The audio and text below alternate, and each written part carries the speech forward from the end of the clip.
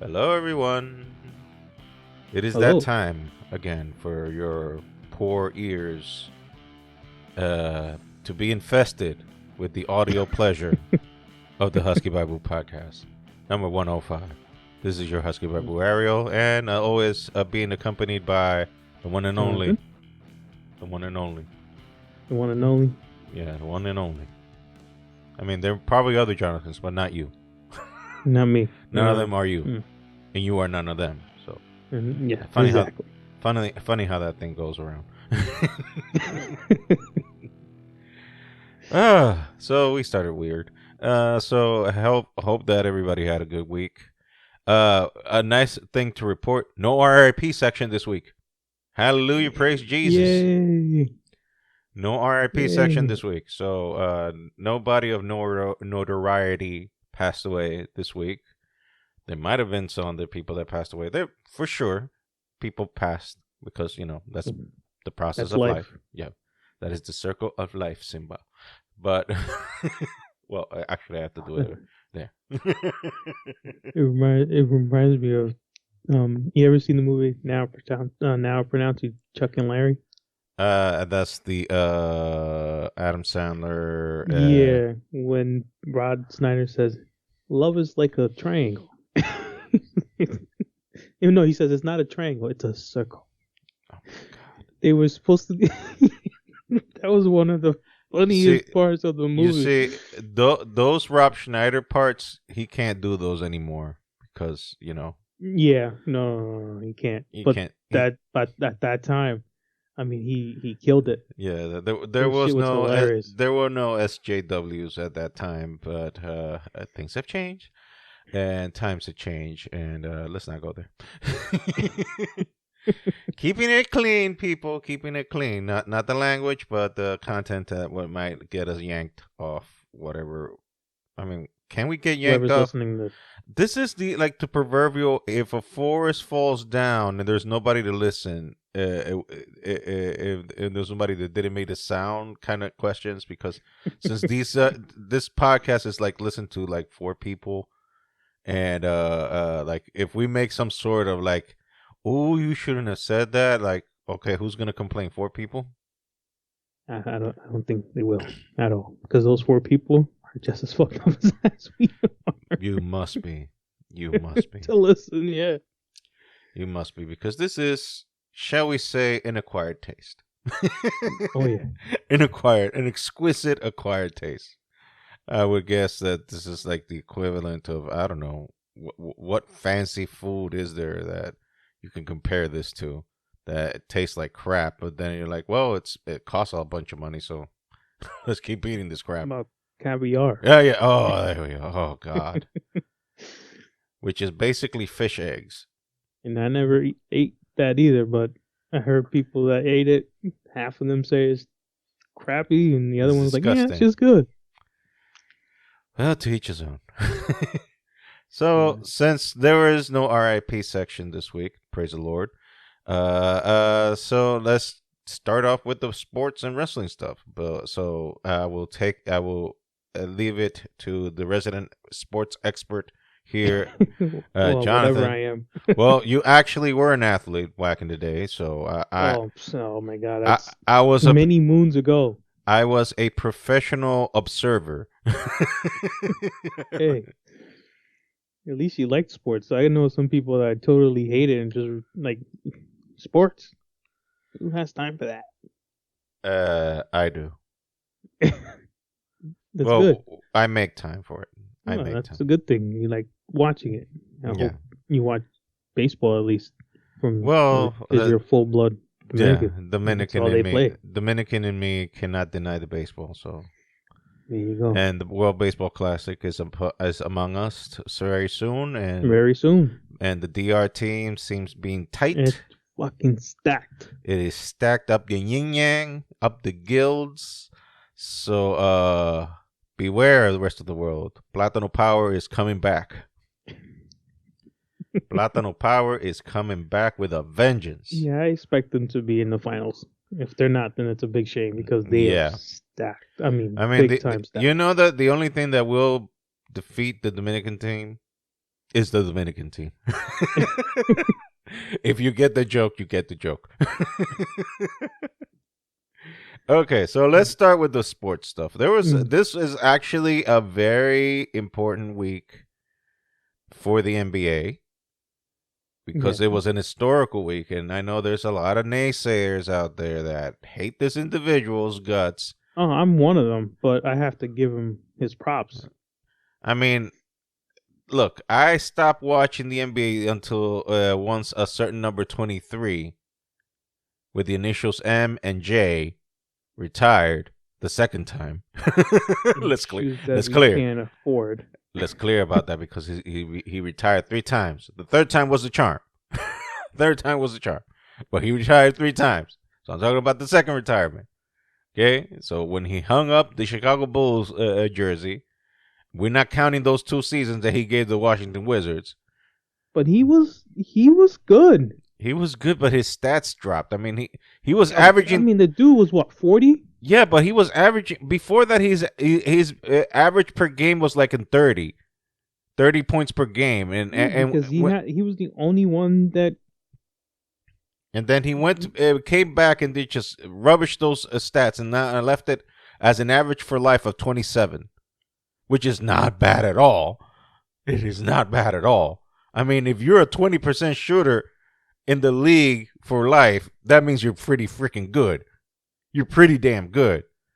But the dude was in his 30s. Like, he was like, his average was like, before on his first retirement, his average was like in 32. Then when he came back, it was like on 31, which was not that much of a drop because he was still kind of in his prime.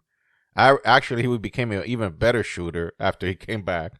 He became even a better shooter after that.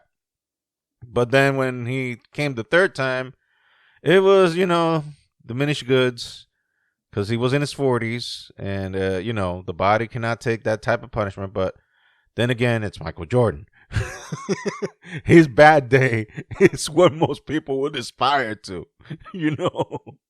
His bad year, people would love to just be like, I wish I had a season like that. Exactly. Which was the 80s. And he drew some freaking great numbers in the 80s too, by the way. Yeah, he just got beat up in the 80s. No, it was and then he had to bulk up. Look, I don't go with the debate about who's the greatest of all time, LeBron or Jordan. I'm like, that's apples and oranges. It's different eras. Even Jordan himself would be like, no, you can't judge me and him on the same level because he didn't play my game and I didn't play his game. Like, you were in different eras and different ball games. Like the NBA of the 80s, it was practically hockey in shorts. Yeah. It was. It was practically hockey in shorts, man. They were beating the bejesus out of each other. I mean, Jordan would go in and he was just get demolished. Yes. Go in for a layup and just people get losing tooth, people breaking arms, legs, ribs. The fighting too. It was just like crazy. And we're just talking about inside the court. Yeah. When the camera was on, we don't know what happened outside. Oh, jeez. Yeah, I was having this conversation with a friend of mine. He works with us. He's the one that I told you that I might want to join and get into like the movie and the wrestling thing with us. Okay. And he's a big Jordan fan like you. And okay. He goes, so what's your take on it? I go, I don't have a take. Jordan was a beast in the GOAT of the 90s. LeBron is the GOAT up to the 2000s. It's just 2 different eras. I mean, Jordan got if LeBron played in the 90s and the 80s games, how would he do? Yeah, because all you have to do is look at a guy now, or just put a finger on him, and you get in a call foul. Yeah. I mean, they even changed the rules once Jordan got bigger. I mean, Magic Johnson said it best when they were doing the Dream Team shoot. He said it. It just provoked laughs. Everybody died laughing. He just said, "You can't get too close to Michael. That's a foul." Yeah, and that's what it is with LeBron. It's like, it's LeBron's team and the refs versus whoever they're playing that day. Yep, pretty much. So I mean, we're running circles around the story. we haven't gotten there yet. We'll do it now. LeBron James is now the all-time scoring leader of the NBA. Of all time. Of all time. He surpassed Kareem Abdul-Jabbar. Kareem held it for over 30 years. He held it from 1984 to 2023. Okay, 40 years. And his record almost 40 years. It's almost 40 years. He was a year shy? That's 39 years. 39 years. 39 years. And this man had 38,387 points. Damn. He played in the NBA from 1969 to 1989. Yes. That's 20 years. 20 years. 20. And he had this record for almost 40. Yep. Also, I'd like to add that all the number 1 and number 2 position belong to Lakers. Yes. Both of them are both Lakers. They both were Lakers. Even though Kareem, I think, started He started in Milwaukee, started in Milwaukee, and then he ended his career. So he had about 10. He had 14 years with the Lakers. Yeah, but still, I think that was the longest running team he had. Of course. Before that, it was Wilt Chamberlain. I think Jordan got close. Kobe got pretty close, and Karl Malone got really, really close. But at the end of the day, I mean, count the times. How many times LeBron has been hurt? Not that many. Yeah, as he was getting older, he definitely started. No, he started missing some games, but not like he was hurt for out for a season. Well, you can't touch the dude. Exactly. I mean, but what I'm saying is that the dude has had longevity, and I think Jordan would have been in the conversation as scoring leader of all time if he hadn't retired those 2 times. I mean, remember the first time he retired, he lost a year and a half. So that hurt him. That's a year and a half of. I mean, he's scored what 2,000 points a season every season, over 2,000 points every season. Well, you gotta do the math. So Kobe. I mean, let me check. Where's Jordan? Jordan's 5th overall. Yeah, and that he scored 32,292 points. And again, that's retiring twice and missing two and a half or 2 years each time. If you would have missed those 2, if you would have added those 4 years, he would have been there. He would have been there. One thing. Not shitting on LeBron. I just want to clear that one up. No. Not shitting on LeBron. Well, we already talked about it. It was 2 different eras, 2 different playing styles. Jordan made 581 threes. Mm-hmm. Threes weren't big back in the day, and when you shot threes, it was like, oh, okay. Look, the game changed. LeBron has over 2,000 3-pointers made. It's changed. The game's changed. Yeah, everybody is a long distance shooter now. The game is now about long distance shooting now. Everyone just chucks up threes, no matter what position you are. Yeah, even centers throw 3-pointers now. Yep. And centers are small as fuck now. And here's one thing: I'm looking at Shaq is number 8 on the list. He shot 22 3-pointers and made 1. And he played over 1,200 games. So think about that. Look at how the game has changed. And then you look at Dirk Nowitzki, who was a power forward.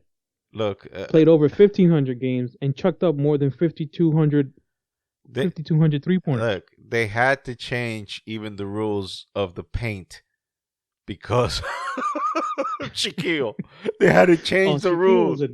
Shaquille was an animal, man. You can't stop that guy in the paint. They changed the rules of the game because of Shaquille O'Neal. Because there was no rule about being in the paint for how many seconds? There was no rule about that. Yeah, now it's 5 seconds. No, now you just go like, oh, bro, get the fuck out of there. Yeah. We not be standing down there. That was his house. Shakir just lived down there. And you just might assume like, well, that's it. Anything that's coming down that way is the big man's.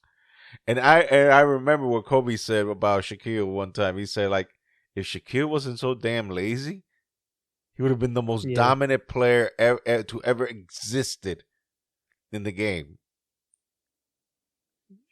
It's funny. I heard talking about Kobe and Shaq. So one time, all the players went to Shaq and said, "Yo, you got to tell Kobe to start passing the ball." Oh yeah. So Shaq went to him. He goes, "Kobe, you know there's no I in team, right?" What did he say? But there's an eye on win, motherfucker. And that shit had me rolling when I heard that. I was like, yeah, that's Kobe. That man. But there's an eye on win, motherfucker. I was like, yeah, that's Kobe's. That's the way he is. That's his MO. That was his MO. That man, why the heck you think they call him Black Mamba? But he did have a lot of assists for his career. Because he was a team player. He just wanted everybody to be at his level, which was asking a tad much. Yeah, you can't do that. Nah, you can't do that. I mean, there's no way. I mean, I'm sorry. Like all the comparisons to the LeBron gets, Kobe don't get enough love. Like, no, he don't. Like Kobe was, for a lot of people, the second coming of Jordan. Well, Kobe wanted to mimic Jordan. Yes, but be better. Yes, and he had Jordan's. He had Jordan's. Like Jordan was available to give him wisdom. Yeah, he was when he first started. Yeah, and still gave him wisdom even after he was done. Like they still kept in touch, and he still kept giving him pointers. Look, dude, like there are people that like in the Hornets. I heard a story with one of the Hornets players saying like y'all make fun of him and whatnot, but try to play with him 1-on-1. He'll still smoke you. I wouldn't play 1-on-1 with him when he was 70. We are in the league. We are league players, and he will smoke us 1-on-1. Yeah, he will smoke us 1-on-1. And the dude is damn near 60. Yeah. He will be 60 this year. He will be 60 this year. I wouldn't touch him. I wouldn't even. I would be like, nah, I'm good. No. I mean, if you saw the Last Dance, that pretty much should tell you, do not fuck with him. Yeah, or do not cross that man, because he will invent a reason to mess with you. Yeah, nah, I'm good. So the other sports story, I'll let you handle that, because since you got the more intel about that, we're going to leave LeBron alone. So congratulations, LeBron. Congrats, LeBron. I hate your guts, but hey. I don't hate LeBron. That's just that, like, all the people, like that dude from ESPN. You've seen that clip that the dude said, oh, LeBron James is the greatest player of all time. And Shaq was there, and Shaq was like, what? Yeah. Shaq was like, what? You're just gonna pass Michael, and you're gonna pass Kobe? Like, I'm gonna pass Kobe, and I'm gonna think about Jordan. And Shaq was like, is it okay if I just leave right now? And Shaq played with two of them. He played with LeBron, and he played with Kobe. He was teammates with both of them. Prime. He wasn't at his prime when he played with LeBron. Yeah. But he played with both of them at their prime. If there's someone that has intel, it would be him. It would be him. And look, I'm not shitting on LeBron, because obviously the dude has his accolades. He has his championships. No, you gotta give him his props. I never said don't give anyone props. I hate Brady. But that man is gonna go down as one of the greatest QBs to ever play the game. If not the greatest. If not, I see a lot of people that are like, let's talk about now. I roll into this now. Today's Super Bowl Sunday. When you're hearing this, the Super Bowl will be over. yeah, we still don't know due to the magic of time. Yeah. We still don't know. It's between the Kansas City Chiefs, who's being led by the 2023 MVP of the NFL, Patrick Mahomes, and then you got the Philadelphia Eagles being led by Jalen Hurts. Patrick Mahomes, his stats now were better than Brady's. I was listening to the radio yesterday. This dude has been to a championship game, so this is before you get to the Super Bowl, 5 times. You know how long Patrick Mahomes has been in the NFL? 5 years. Well, let's give him time. He's still building up his I'm not resume. saying that, he's going to surpass Brady. We don't know that. That book hasn't been written yet. But if he stays healthy and continues playing the way he is now, he can get there. He's there. Okay. All right. You're looking at this dude that's a two-way player that played baseball, and he was going to sign with baseball, and then he decided to play football. You think those days are over where there used to be, like, back in the 80s? Like Bo Jackson? Yeah, Bo Jackson, Deion Sanders. Those days are over. Yeah, it's over. Now the money comes into play. A lot of money spent on players. The NFL is paying better now than it did back in the day. So that's what it can keep players sit down and not play like Deion Sanders and Bo Jackson did. Yeah, because that's the main reason why Deion was playing baseball and football at the same time, because he wanted that sweet money. Yeah. So, although Deion, I saw him when he said in the Shannon Sharp interview that he said that baseball was the hardest thing. He said it was harder than football. I can see why it's harder. It's not as physical. No. But you need to be more athletic. Your hand and eye coordination to hit the ball needs to be the same. Exactly. You have to judge the ball coming into because Deion was a center fielder. I believe so.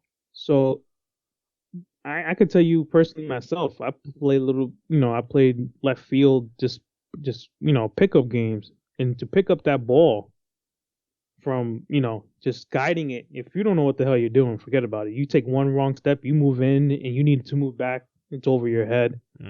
I can see why athletically baseball might be tougher than football. Because football, and football is more demanding on your body. They're more taxing on the body, but the process is basically simple: run to the end zone.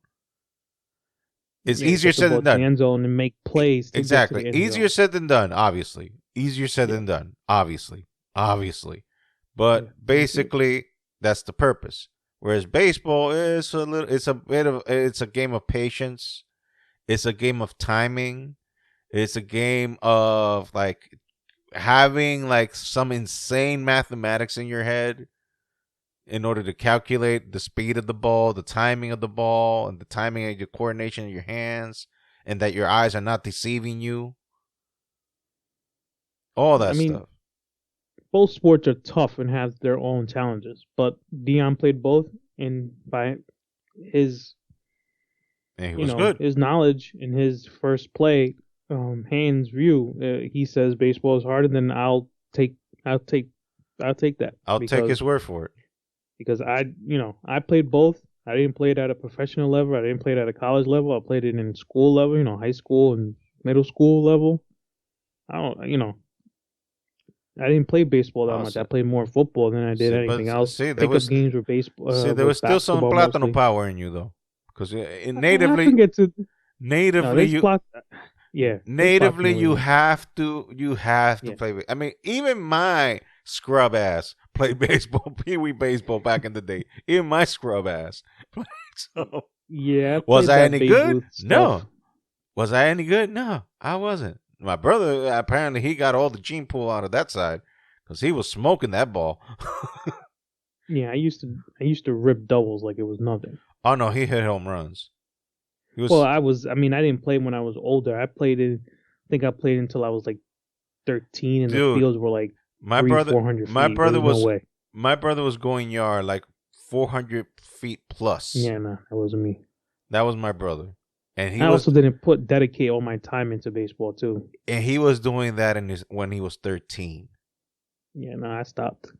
That was the end of Like me. I My mean, nephew. he fucked up his knees, and that's what cut off his any That's all it does, aspiration. bro. That's all it is. Both of his knees, by the way, both of them. You. I used to work with a guy that used to play. He got into the minor league system of baseball in Florida. I don't know. I don't remember what team he played for. He can't lift up his arm. Damn. Because he used to be a pitcher. And the only way to really do it is, he said, surgery, but surgery is not really, it's just going to be, it's just not going to really work, and it's just going to take a long physical therapy to get back to half of what his arm was. But he can still move his arm and do everything. He just can't throw a ball. So it's like he got the Tommy John surgery? I think he said he got it once, and that was it. He couldn't, he was done. He just can't, it's taxing, especially minors. You're traveling there to there. You don't have the treatment like you do if you were in the, this guy was playing single A. There's 3 steps to, before you get to the system. It's, you got single A, you got double A, triple A, and then the majors. And then single A, there's even like amateur ball that, you're signed with a team and play amateur ball, but you're making like, nothing. But anyway, so Super Bowl today. You're listening to this tomorrow. I'm voting for Kansas City. I like Mahomes. He's a good guy. Does a lot of work, charity, and all that. So I hope they win. I got no skin in this game, so. Yeah. I mean, I don't either, but, I got one of those football pools that I put a couple $5 in there or something like that. I'm amazed. We're almost 30 minutes in the podcast, and we still haven't gone to anything else. We stayed in sports. Yeah, I got one more thing with sports, and then we'll go into the wrestling, which is our next thing on. Well, 2 more things. I quickly think, and then we get into the what you put down on your notes. So I was thinking, Brady starting his podcast broadcast career in 2024. Okay. And I'm to myself, I'm like, why is he waiting a whole year when he can start this year? I don't know what's happening. So I thought, is he thinking about playing this year? Why is he waiting so long? Then Friday, Brady officially filed a letter with the NFL and the NFL Players Association confirming that February 1st is his retirement date. So it's 100% official. Tom Brady is done. So no more questions on why is he waiting so long. This is my questions anyway. Why was he waiting so long? It just puts all those rumors to bed. The guy's not playing again. He put in his paperwork. He's done. That we think. So, that we think. Supposedly all these broadcasters and sports guys, journalists says he didn't do this last year. The feeling last year was he was still in the air and didn't know exactly what he's doing. This time he feels like he's officially done. Yeah. They don't think he's hanging up his feet for good. Just don't do Bret Favre, please. Yeah. Because that was embarrassing. So, leading into Mr. Bret Favre. Uh-huh. And kind of also into wrestling. Kind of. Into wrestling. Kind of. Yeah. Hall of Famer sues ex-NFL player and TV host Shannon Sharpe and Pat McAfee over defamatory allegations relating to a $77 million welfare fraud scheme. Mm-hmm. Now, explain. Is Bret Favre part of like a government or like what has he been doing since he retired? So, what I'm reading from here, because I don't see him in Fox Sports as part of the panelist and whatnot, talking about the game and all that stuff. So he's been like after he licked his wounds, he pretty much lickety split. So I don't think it has to do with government. Okay. So it says here that Sharpe, a Hall of Fame tight end, which this dude, we all know who Sharpe is, with the Broncos and Ravens, called Favre a sleazeball on his FS1 show in September while accusing the retired quarterback of knowingly stealing $1.1 million in Mississippi welfare funds in exchange for speeches that he never made. Okay. That clears that one up. And then it says McAfee, a former Colts punter, who we all know hosts a popular Sirius XM podcast, accused of Favre of stealing from the poor people of Mississippi. And Favre's retaliation is suing you. Exactly. So in December, the Mississippi Department of Human Services dropped its $1.1 million demand from Favre, admitting that he repaid the debt by issuing a new $5 million demand, saying that he used anti-poverty funds to pay for a volleyball arena in his alma mater, the University of Southern Mississippi. Oh, so he a good old boy then. Yeah. Oh, okay.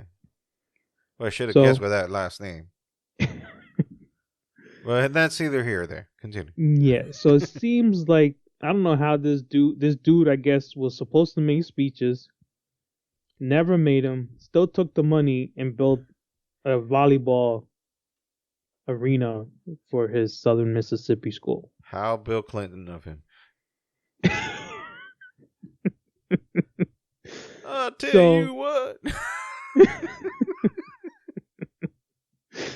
So, yeah.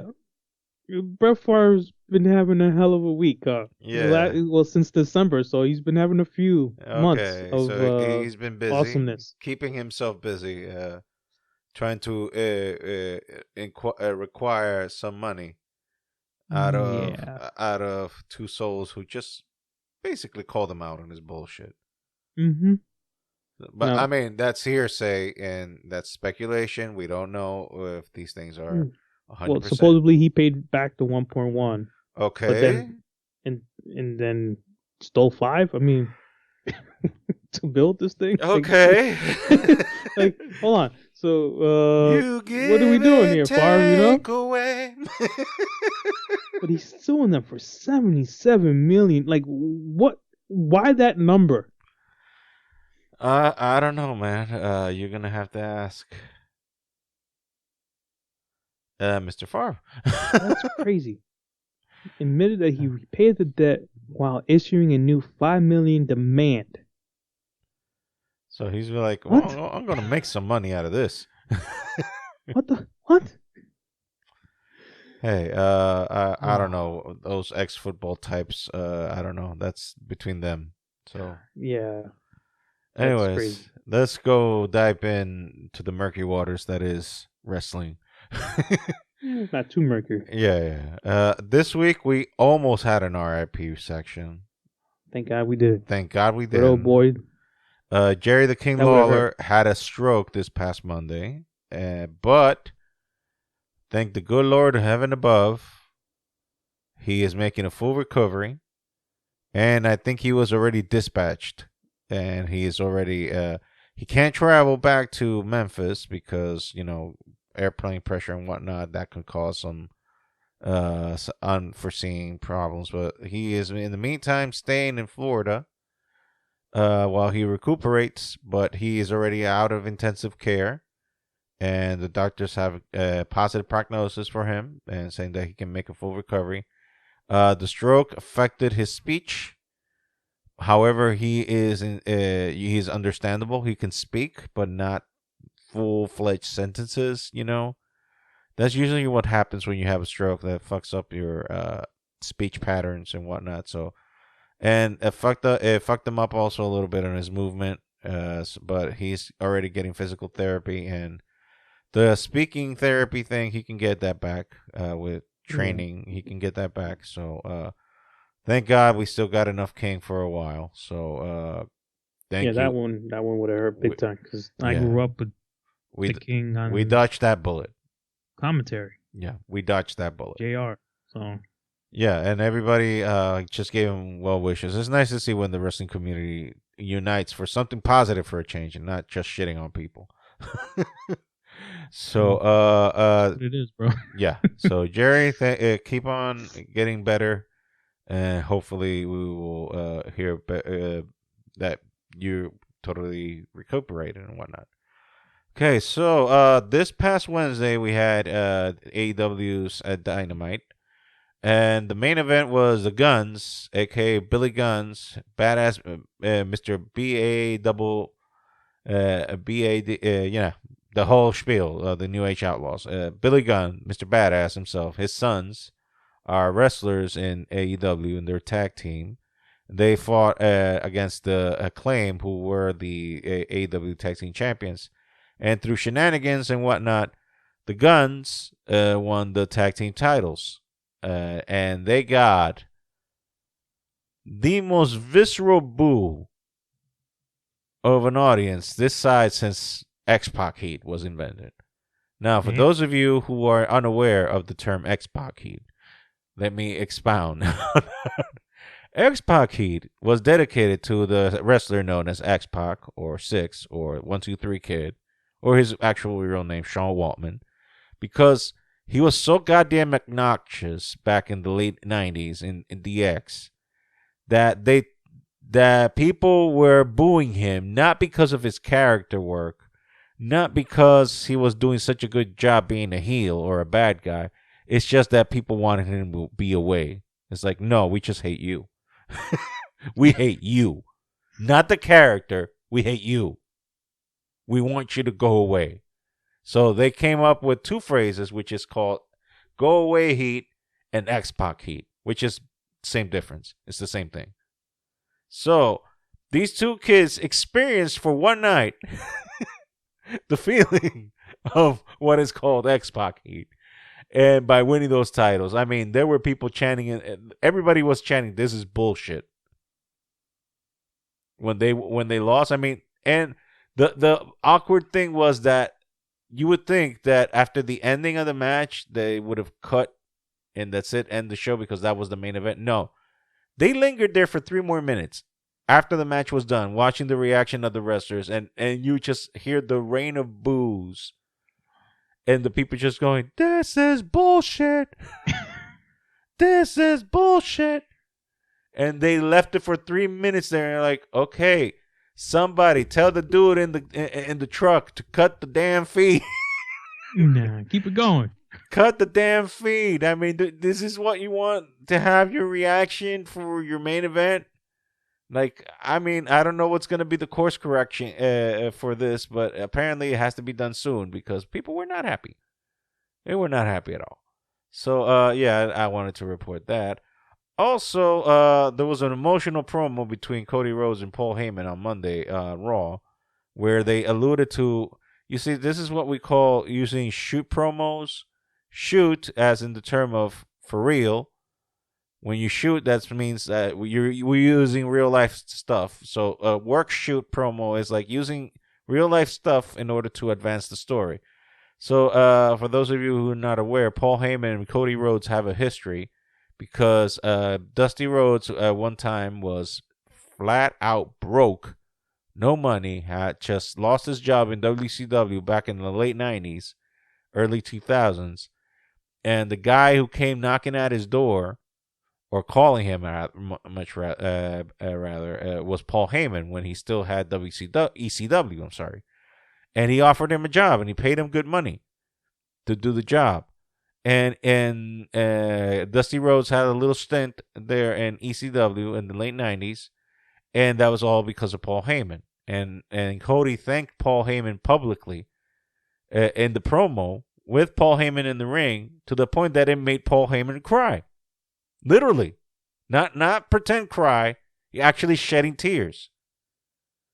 And even Paul Heyman had to acknowledge in the promo, was like, okay, I was going to verbally eviscerate you right now, but you caught me off guard. You caught me off guard. I need a second here to recuperate. And he had to get his gears back to character mode, to being the wise man, to being the head counsel of the tribal chief, for his storyline with Roman Reigns. Mm-hmm. So that was a hell of a promo. I saw bits of it. I didn't see the whole thing, but it was a hell of a promo. Cody always knocks it out of the park, and Paul Heyman, Jesus Christ, we can't. There's nobody can touch Paul Heyman, and even Paul Heyman was like, damn, you're good. Even Paul Heyman was like, you're good. You're good. And if you get the Paul Heyman okay, I mean, in the past 20 years, there's not been a better talker than Paul Heyman. Let's just cut the shit. There's nobody can hold a candle next to Paul Heyman. He's the best talker in the business. Best. Period. Done. Over. There's no discussion. Also, this is gonna be a two-parter because it kind of revolves around the same person. No, not Mr. Minky Juice Sprayer. No Minka Juice. No, it's been 2 weeks. It's been quiet. Yeah, it's been quiet in the Minky Juice department. I haven't even heard anything about the sale or anything. He's just really quiet. But we're going to talk about the second perpetrator, the perpetrator that keeps popping up every time we talk about wrestling, which is CM Punk. So CM Punk, is making noises again because he is almost up for his time of recuperation from his torn muscle. So he is available. If AEW wants to use him, they can use him. He's available. But will they? Do they want to? Do they even want to? Do they want to travel that road again? So, regarding that, they asked a former person that knew him very well, who is now a current WWE superstar by the name of Seth freaking Rollins. And he had a two-part response for that. The first part was like, no, Phil, go away. Get away. I don't want you. You're a cancer. He called him literally a cancer.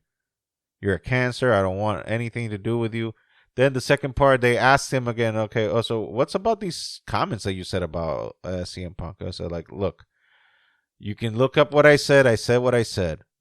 But it pains me to talk bad about him because I wouldn't have a career right now if it weren't for him. He helped me out. So I'm not doing this out of being a dick to him who was good to me. It's just that the dude has... I'm paraphrasing him. I'm not saying this word for word. So the dude, his ego has gotten the best of him, and it's all about him. And now I wish that he were like being more about the people and the business, and not so much about himself. So we'll leave it at that with Wrestling News. So that's what happened during this week. Let's go now to the movies and comic books. There's some few things here that I find amusing. We're gonna start first with the trailer for Fast X or Fast 10, whatever they're gonna call it now. I think it's just X. No, Fast X, I think it is. Yeah.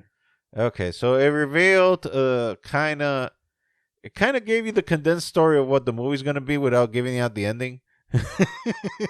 A little bit. Pretty much. It's like, oh, so this is what the movie's about. Okay. So, really? Okay. Okay. So apparently Jason Momoa's character was in the Fast and Furious, what was it, Fast 5? The one when they went to Brazil and The Rock showed up? I think that was 5. Yeah. Yeah, I think that was 5. So apparently he was in that movie. Apparently, yeah, because when they knocked out one of the cars, remember when they were driving on that long-ass bridge? Mm-hmm. And they knocked one of the cars into the sea. Guess who was driving in that car? Jason Momoa. Really? Yeah, apparently Jason Momoa. Apparently, before he was even famous, before he was Aquaman, he was driving that car. And that was the cause for revenge against Toretto. But guess what? Toretto has the secret. He has a secret formula for always triumph in the face of adversity. Starts with an F, huh? Family. Family. Oh God! If I have to hear that goddamn phrase one more time. Family. You're like, God damn it! Do you know how to say another word? Family. I am Groot. No, the next thing he's gonna get it confused. He's gonna start saying family and Guardians of the Galaxy movies. Shit, the fuck. Speaking of Vin Diesel, he actually had the unmitigated gall to say that the Fast franchise is like Lord of the Rings. Now, I'm going to give him the benefit of the doubt and saying that maybe he was smoking some mighty powerful Snoop Dogg herbal essences when he was saying that shit. I never watched Lord of the Rings, but I watched every Fast and the Furious movie, and they were all good except for one. When they went to space? No. When they didn't have Vin Diesel, or Vin Diesel showed up at the end. Oh, Too Fast, Too Furious. Tokyo Drift. Tokyo Drift, yeah. Tokyo Drift. That one to me could have been left out, but hey, whatever. But the rest of them, I call me biased. I thought they were all good and were done really, really well. I mean, the franchise started about street racing, and then it turned into flying cars into space, and dude provoking earthquakes with a stump of his feet. Where are we going into space? Don't you remember that there was a car that went into space in one of them damn movies? Yes, one of the cars went into space and then came back. What am I missing? Oh my Which lord! one was that? Oh my lord! One of those cars went into space. I think it was the one that where John Cena was introduced as Toretto's little brother. Yeah, look this. Just recently saw that one with him. I don't remember that. I think it was that one. Yeah. So, the Tyrese and the other dude. Number 9. That's why. I don't think I watched 9 yet. I wanted to wait for it to come out on my Well, sorry to spoil. For me too. Nah, it is what it is, dude. Sorry to spoil that, but family. Family, family. Anyway, yeah. So, also keeping it once again. This is a trifecta for Vin Diesel here, making it 3 times in the list. All right. Okay. There's gonna be a Riddick 4. A Riddick 4. So let's be honest. How many franchises the dude has? He has the Fast franchise. He had the Triple X franchise, but that went dead in the water. And then he had the Riddick franchise, which actually did spawn 3 movies. So now he's gonna do a 4th one with the creator of the series again, helming, writing, and directing the 4th one. So okay, so all of you who are Riddick fans, yay! Congrats! Congratulations, you get your 4th movie. I pretty much don't give a shit, but didn't watch number 1, so the first one was called Pitch Black. Then the second one was Chronicles of Riddick. Then the third one was just called Riddick. And this one I think one's gonna be Rid. No, this one is Riddick, Furia, something like that, because that's where his home planet is from, Furia. Anyways, so yeah, that's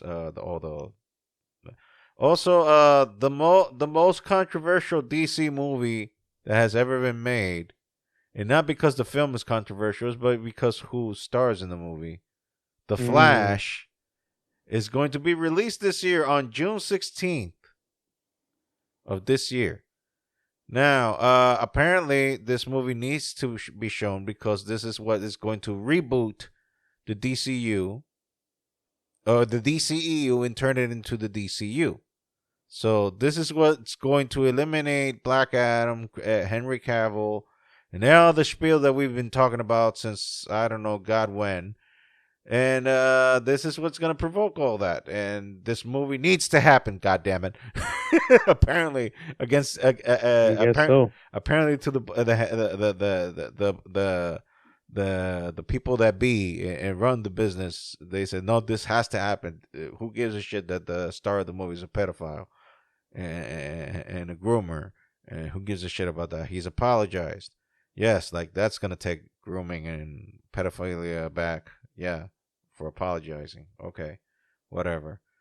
So, yeah, that movie's coming out. I guess a movie, kids, just remember, morals don't give a shit unless you make a Fortune 500 company billions of dollars in the fucking movie theaters. Morals don't mean shit. So keep that in mind, boys and girls. Morals don't give shit. There are two shits about morals. Fuck all that shit. Fuck them. Yeah, quote Bernie Mac.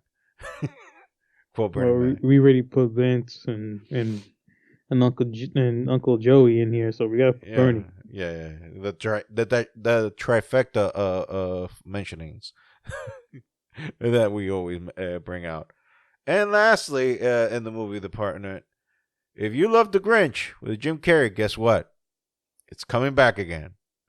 Grinch 2, and guess what? Jim Carrey is willing to put on the prosthetics again. Put the damn weird-ass contact lenses that cover the entire eyes again. Well, things change now. Who knows? But they'll probably CG the eyes and whatnot. Hopefully. A lot of things have changed since he filmed that last movie. Yeah, because I think it was the eyes that was more unbearable for him than anything. Well, he said the whole thing was like the pain on his face. All that shit took hours. Yeah, but the eyes fucked him up too. And just the role itself, he said he had to get therapy himself. Yeah. No, they had to get an interrogation specialist to help him up on how to cope with the pain. So hopefully it's not that bad this time. Yeah, hopefully. You okay? Yeah, I'm good. I just feel like. Anyway, so yeah, I thought that we would have time to play a game. Yeah, fine. If you want. Well, it's up to you. Yeah, I mean, because we had so much fun the last time we played a game here in the podcast, especially with the newfound demigod that is Nicolas Cage. I can see your facial reaction and just know that how much you loved it, especially that movie Nightfall. Well, you made me watch. I would never forgive you. Hey, that's some of the most exquisite acting in performances under God's green earth. That there's nothing on this planet that compares to that performance. Like anybody, like Robert Downey Jr., eat your heart out. Nobody could get to that level. It's just crazy levels. I don't know what to think. So I'm gonna say a quote, and you would have to guess if this is a Nicolas Cage quote. Oh my god! From a movie, or is it just gibberish? Or it's just gibberish. Yeah, this is gonna be fun. Spoilers, same difference.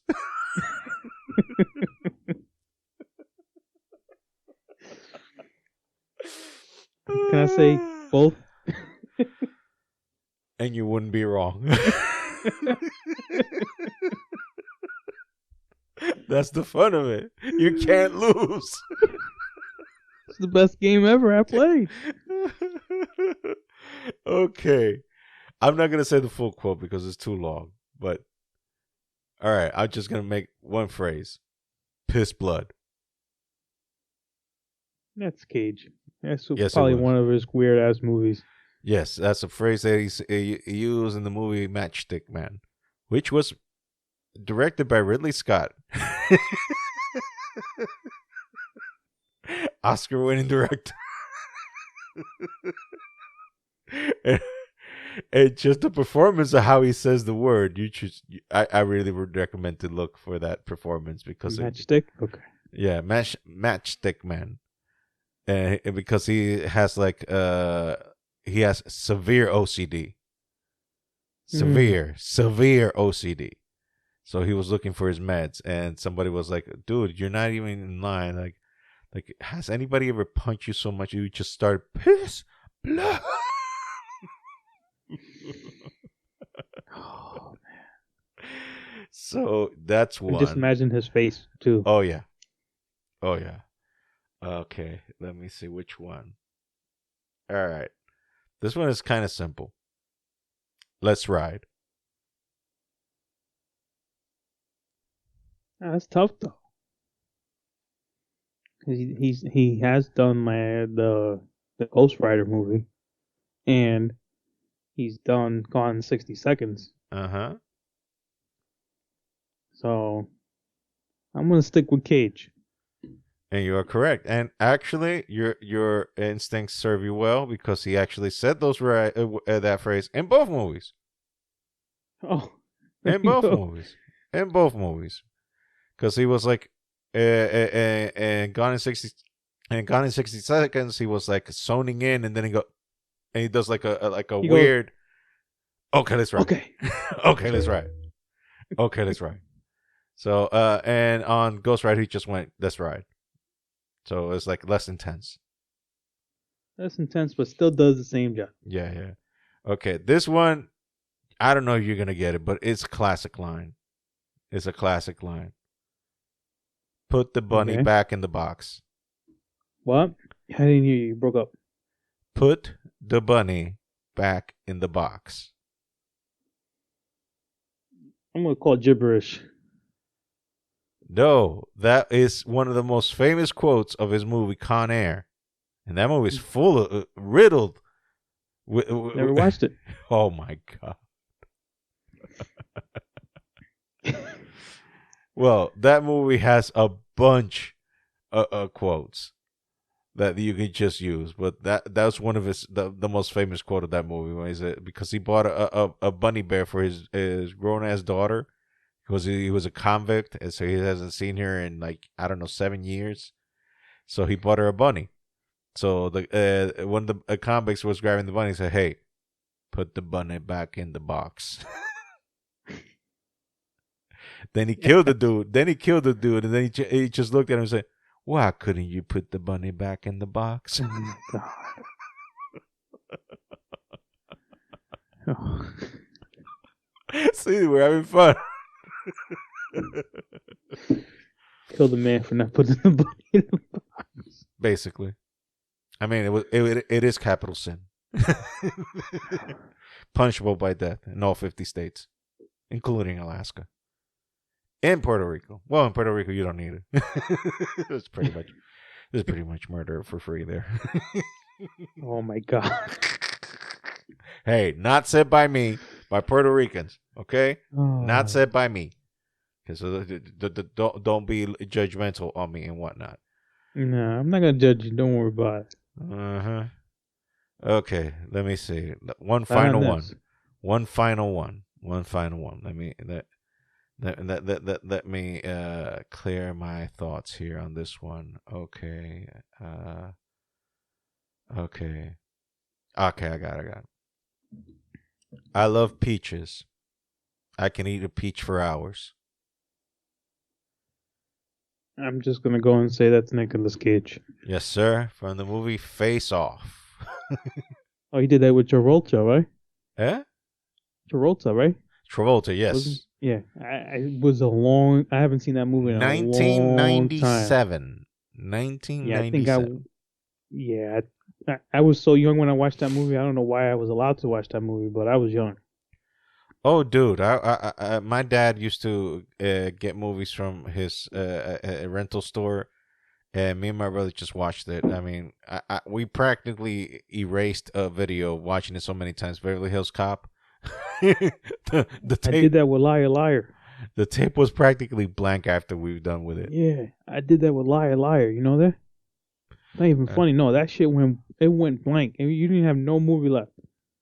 That's when it first came out. So, what me and my cousin used to do is because that was before the inception of DVDs. Yeah, way before. I think Liar Liar came out in 97. Yeah, well, that's when the DVDs came out.